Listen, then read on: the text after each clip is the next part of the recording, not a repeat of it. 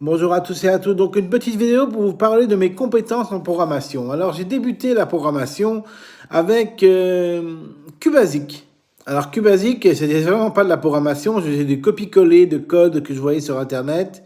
Sur Internet, non, ça n'existait pas Internet à l'époque quand j'étais né. C'était des magazines et j'ai copié les magazines directement sur QBasic et ça fonctionnait assez bien. J'avais une rigueur de copiage qui fonctionnait bien. Ensuite, bon, c'était pas de la programmation, c'était plutôt du copier-coller et je regardais les programmes qui fonctionnaient et j'étais content. Ensuite, j'ai programmé en batch, donc c'est par exemple autoexec.bat sur MS-DOS et sur Windows. J'ai un ami qui m'a repéré, il a vu que je faisais des super programmes j'utilisais ARJ qui était un système pour compresser les données et j'utilisais un .bat qui s'appelait mscompact.bat et j'avais appelé comme ça le programme pour sauvegarder des dossiers, des répertoires et tout. C'était facile à faire, facile à gérer. Et après, mon ami m'a repéré et il m'a dit, toi, tu es fait pour la programmation. Et il m'a appris le Turbo Pascal. Donc, il m'a fait des cours de Turbo Pascal chaque semaine. J'avais le droit à un petit cours sur un petit journal qu'il m'imprimait avec un logiciel qu'il avait pour faire des journaux.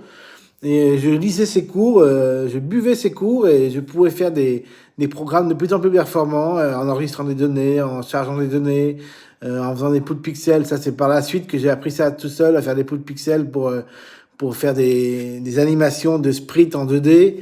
J'ai appris le rep MovSD en assembleur pour copier 38 000 ou 38 000, je sais plus comment c'était, ou 34 000, je crois. 38 000, ouais.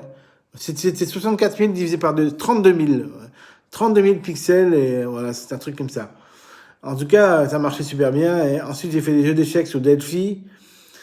Ensuite, j'ai fait des jeux de chiffres et les lettres sur Delphi. J'ai programmé des trucs récursifs pour pouvoir découvrir les chiffres et les lettres. Vous savez, le jeu des chiffres et les lettres, il y a des chiffres.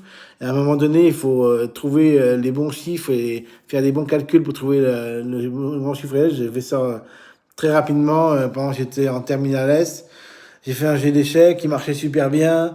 Ensuite, qu'est-ce que j'ai fait d'autre? Eh ben, j'ai fait plein de sites internet, dont notamment des jeux d'échecs avec des IA qui évoluaient.